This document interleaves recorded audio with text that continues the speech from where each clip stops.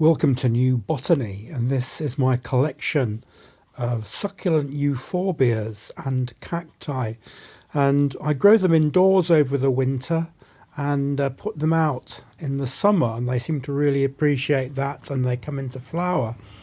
But I've been collecting mosses too, and one of the mosses that has appeared in my collection is not one that I put there deliberately. It appeared by itself, and I called it Bob, or the bryophyte on brick. And this is a form of the desert moss, which I believe is Syntrichia caninervis. And it's one of the most remarkable plants you ever come across, and it does have crazy biochemistry.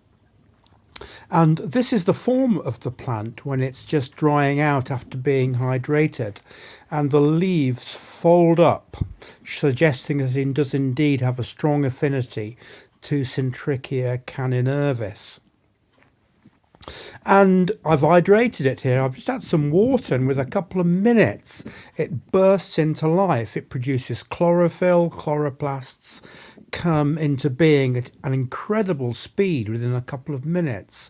And the question is, how does a moss like this do this? I mean, mosses are supposed to be primitive organisms, but this biochemistry is incredible of this organism.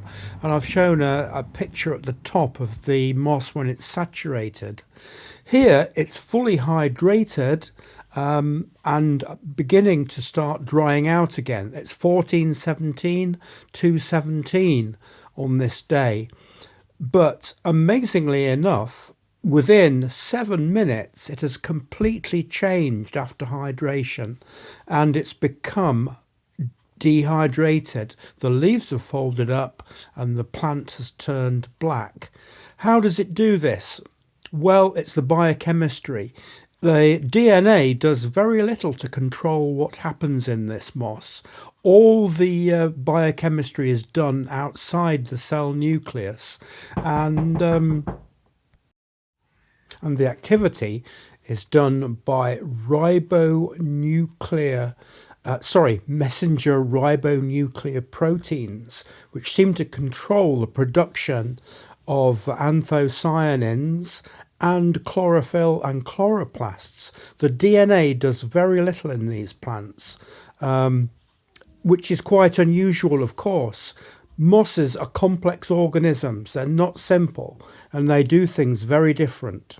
Thanks for watching.